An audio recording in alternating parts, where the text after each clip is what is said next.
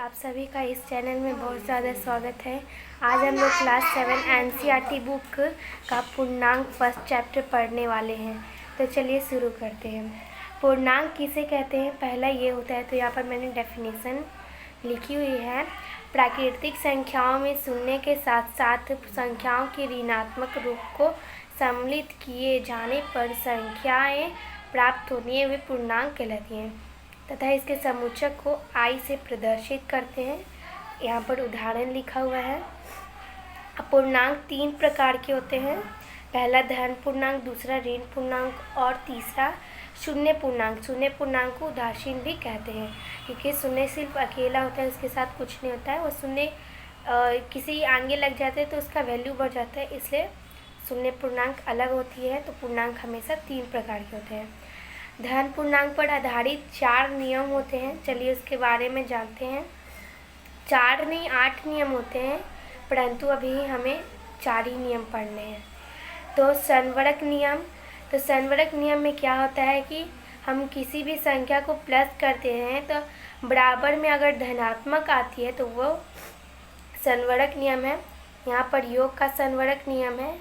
4 + 4 कर रहे तो यहाँ पर 8 आ रहा है तो ये धनात्मक है, तो यहाँ पर ये योग का संवरक नियम हो गया। ऐसे ही धन का गुणा का संवरक नियम होता है। हम किसी भी 2 अंकों को गुणा करते हैं, अगर उसका आंसर धन पूर्णांक में आता है तो वो गुणा का संवरक नियम कहलाएगा। ऐसे ही एक क्रम विनिमय नियम होता है।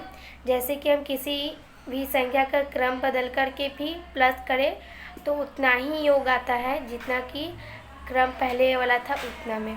तो ये योग का क्रम विनिमय नियम हो गया है। a + b बराबर b + a।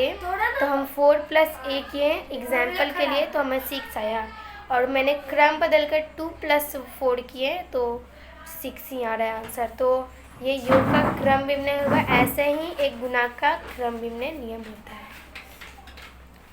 तो एक गुणा का क्रम विनिमय नियम है। जैसे कि हमने 1a × b किया, बराबर में b × a किया, तो 4 × 2 किया तो 8 ही आंसर आता है। हमने क्रम बदल कर 2 × 4 किया तो 8 ही आंसर आ रहा है। तो यानी कि एक गुणा का क्रम विनिमय नियम है। साहचर्य नियम a + b + c है। तो यहाँ पर हमने ब्रैकेट a + b में लगाया है, वही बदल करके हमने ब्रैकेट यहाँ पर लगाया है। तो ब्रैकेट कहीं पर भी लगा लेकिन आंसर हमेशा एक आ रहा है, तो ये योग का साहचर्य नियम है। देख सकते हैं a + b + c। तो हमने 2 प्लस यहाँ हमने 2 + 4 किया तो 6 आंसर आ रहा है, और +6 यानी 12 यहाँ आंसर आ रहा है। और वही हमने यहाँ 2 प्लस पहले हमने इसे 4 + 6 को किया ब्रैकेट वाले को, उसके बाद इसे किया तो वैसे ही आंसर है 12। तो ये योग का साहचर्य नियम हो गया। अब हम लोग गुणा का साहचर्य नियम लिखेंगे। तो a × b × c हो गया। यहाँ पर ब्रैकेट पहले यहाँ पर लगाया, इसके बाद इसमें यहाँ पर लगाया, क्रम बदल दिया। तो 2 × 6 × 6 है, तो हम लोग ने 2 × 6 पहले करेंगे तो 12 आएगा, × 2 24 यहाँ पर, और यहाँ पर हमने 6 × 2 किया है तो 12 आ रहा है और 24। यानी हमने ब्रैकेट इसमें पहले लगाए थे, हमने a × b में लगाए थे, और इसमें हम लोग b × c में लगाए, लेकिन हमेशा उत्तर सेम आ रहा है। तो ये गुणा का साहचर्य नियम हो गया। अब है वितरण नियम। वितरण नियम किसे कहते हैं, चलिए सीखें। तो वितरण नियम ऐसे होता है, जैसे कि हमने कोई नंबर लिया 2 × 3 + 5, तो इसका हम लोग करेंगे तो पहले यह ब्रैकेट में है तो ब्रैकेट वाला सॉल्व करते हैं। तो यहाँ पर 8 आएगा आंसर, और यहाँ 2 × 2 है तो हमेशा 16 आंसर आ रहा है। अब हमने यहाँ पर वितरण बदलिए, नहीं कि इसको ये छोटे में थे तो हमने इसे बड़ा में कर दिया है। तो देखते हैं इसका सही आता है या नहीं।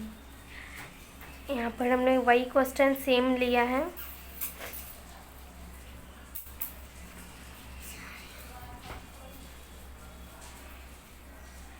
यहाँ पर आ रहा है 6, यहाँ प्लस, यहाँ पर 10 बराबर 16।